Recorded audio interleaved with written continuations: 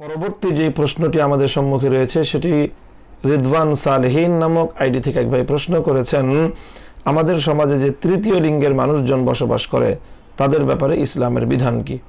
প্রিয় দর্শক, ইসলামের বিধান সমগ্র মানব জাতির জন্যই সমানভাবে প্রযোজ্য। এক্ষেত্রে লিঙ্গ হিসেবে পুরুষ হোক, নারী হোক, অথবা তৃতীয় লিঙ্গ যাদেরকে আরবিতে পরিভাষায় খুনসা বলা হয়, আমাদের বাংলায় হিজড়া বলা হয়, তৃতীয় লিঙ্গের মানুষের ইসলাম সেভাবেই তাদের অধিকার, তাদের মর্যাদা সংরক্ষণ করেছে যেভাবে নারী পুরুষের মর্যাদা এবং অধিকার সংরক্ষণ করেছে।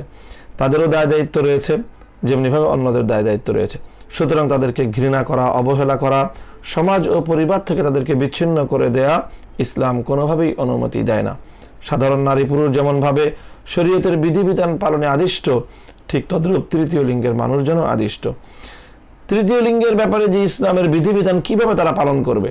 কারণ নারী পুরুষের জন্য ইসলামের সুস্পষ্ট ভিন্ন ভিন্ন বিধান রয়েছে। অনেক বিধানের ক্ষেত্রেই নারী এবং পুরুষের জন্য পার্থক্য রয়েছে। সেক্ষেত্রে তৃতীয় লিঙ্গের বিধানগুলো তারা কিভাবে পালন করবে?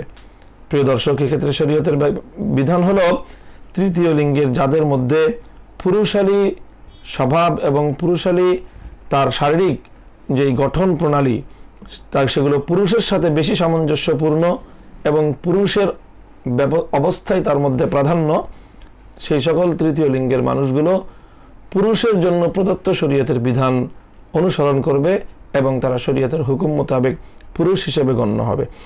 আর যারা এর বিপরীত, যাদের শারীরিক গঠনে, স্বভাবে, চরিত্রে যাদের মধ্যে মেয়েলি অবস্থাটাই প্রাধান্য পাবে, তারা নারী হিসেবে গণ্য হবে।